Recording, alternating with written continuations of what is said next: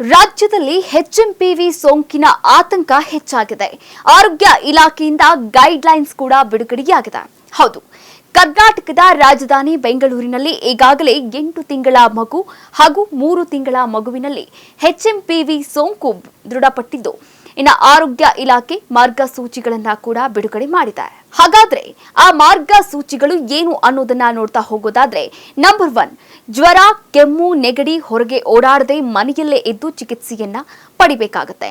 ಇನ್ನು ಕೈಗಳನ್ನ ಸಾಬೂನು ಅಥವಾ ಸ್ಯಾನಿಟೈಸರ್ಗಳಿಂದ ಸ್ವಚ್ಛಗೊಳಿಸಿಕೊಳ್ಳಿ. ಹಾಗೆ ಸೋಂಕಿತರ ಬಳಿ ಟವಲ್ ಮತ್ತು ಬಟ್ಟೆಗಳನ್ನ ಬೇರೆಯವರು ಬಳಸಬೇಡಿ. ಹಾಗೆ ಟಿಶ್ಯೂ ಪೇಪರ್, ಕರ್ಚೀಫ್ ಮರುಬಳಕೆಯನ್ನ ಮಾಡಬೇಡಿ. ಸೀನುವಾಗ ಮತ್ತು ಕೆಮ್ಮುವಾಗ ಬಾಯಿಯನ್ನ ಮುಚ್ಚಿಕೊಂಡು ಕೆಮ್ಮಿ ಅಥವಾ ಸೀನಿ. ಸಾರ್ವಜನಿಕ ಸ್ಥಳಗಳಲ್ಲಿ ಉಗುಳೋದನ್ನ ತಪ್ಪಿಸಿ. ಸ್ವಯಂ ಔಷಧಿಗಳನ್ನ ಸೇವಿಸದೆ ನೆಗಡಿ, ಕೆಮ್ಮು ಕಾಣಿಸಿಕೊಂಡ್ರೆ ವೈದ್ಯರನ್ನ ಕೂಡಲೇ ಭೇಟಿ ಮಾಡಿ ಚಿಕಿತ್ಸೆಯನ್ನ ಕೂಡ ಪಡೆಯಿರಿ.